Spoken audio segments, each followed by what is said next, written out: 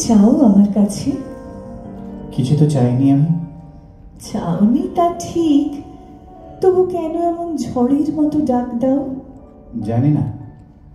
ওদিকে দেখো, রোদ্দুরের উপর মতো জল, তোমার চোখের মতো দূরবর্তী নৌকো, চতুর্দিকেই তোমাকেই দেখা।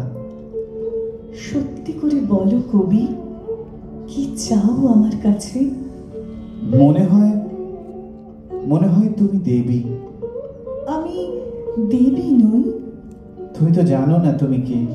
কে আমি? তুমি সরস্বতী। শব্দটির মূল অর্থে যদিও মানবী, তাই কাছাকাছি পাওয়া। মাঝে মাঝে নারী নামে ডাকি। হাসি পায় শুনে। যখন যা মনে আসে তাই বলো, ঠিক নয়। অনেকটা ঠিক।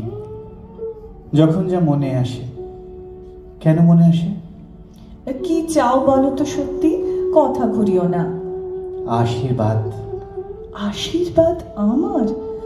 না সত্যি যিনি দেবী। তুমি তো সেই। টেবিলের ওই পাশে ফিকে লাল শাড়ি, আঙুলে ছোঁয়ানো থুতনি। উঠে এসো, আশীর্বাদ দাও। মাথার উপরে রাখো হাত। আশীর্বাদে আশীর্বাদে আমাকে পাগল করে তোলো। খিমচে ধরো চুল, আমার কপাল নখ দিয়ে চিড়ে দাও। যথেষ্ট পাগল আছো, আরো হতে চাও বুঝি? তোমাকে দেখলেই শুধু এরকম, নয়তো কেমন শান্তশিষ্ট। না দেখাই ভালো, তবে তাই নয়? ভালো মন্দ জেনে শুনে যদি এ জীবন কাটাতুম, তবে সে জীবন ছিল শালিকের, দোয়েলের, বন বিড়ালের কিংবা মহাত্মা গান্ধীর। ইরি ধানে ধানের পোকার যে জীবন, যে জীবন মানুষের। আমি কি মানুষ নাকি? ছিলাম মানুষ বটে তোমাকে দেখার আগে। তুমি সোজাসুজি তাকাও চোখের দিকে, অনেকক্ষণ চেয়ে থাকো, পলক পড়ে না। কি দেখো অমন করে? তোমার ভিতরে তুমি। শাড়ি সজ্জা খুলে ফেললে তুমি, তার আড়ালে যে তুমি। সে কি সত্যি আমি, না তোমার নিজের কল্পনা? শোন খুকি, এইমাত্র দেবী বললে। একই কথা। কল্পনার আধার যিনি, তিনি দেবী। তুমি সেই নীরা। তোর কাছে আশীর্বাদ চাই। সে এমন কি শব্দ, এক্ষুনি তা দিতে পারি। তোমার অনেক আছে, কণা মাত্র দাও।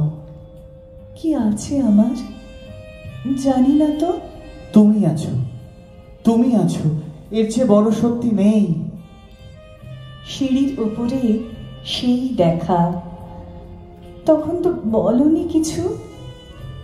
আমার নিঃসঙ্গ দিন, আমার অবেলা, আমারই নিজস্ব শৈশবের হাওয়া শুধু জানি। দেবে কি দুঃখের অংশভাগ? আমি ধনী হব।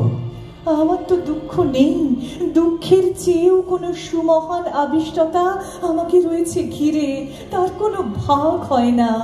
আমার কি আছে আর কি দেব তোমাকে?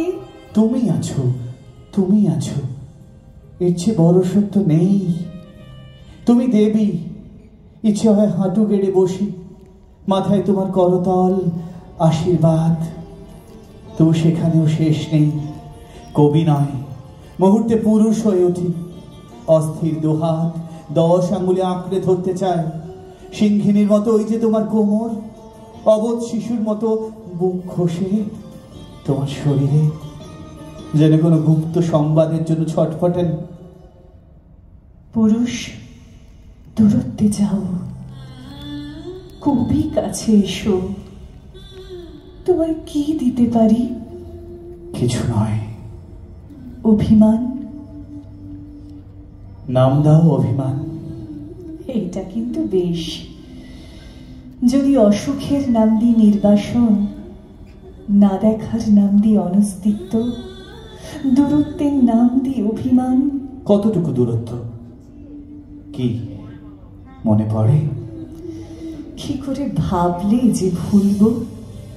তুমি এই যে বসে আছো, আঙুলে ছোঁয়ানো থুতনি, কপালে পড়েছে চূর্ণ চুল, পাড়ের নকশায় ঢাকা পা, ওষ্ঠাগ্রে আসন্ন হাসি, এই দৃশ্যে অমরত্ব।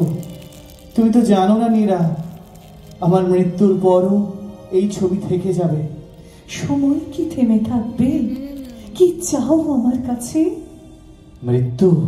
ছি, বলতে নেই। তবে স্নেহ, আমি বড় স্নেহের কাঙাল। পাওনি কি? বুঝতে পারি না ঠিক। বয়স্ক পুরুষ যদি স্নেহ চায়, শরীরও সে চায়।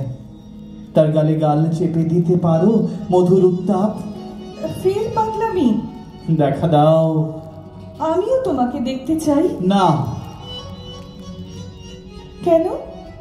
বলো না, কখনো বলো না ওই কথা। আমি ভয় পাবো।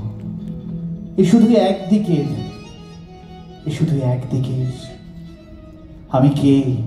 সামান্য, অতি নগণ্য, কেউ না।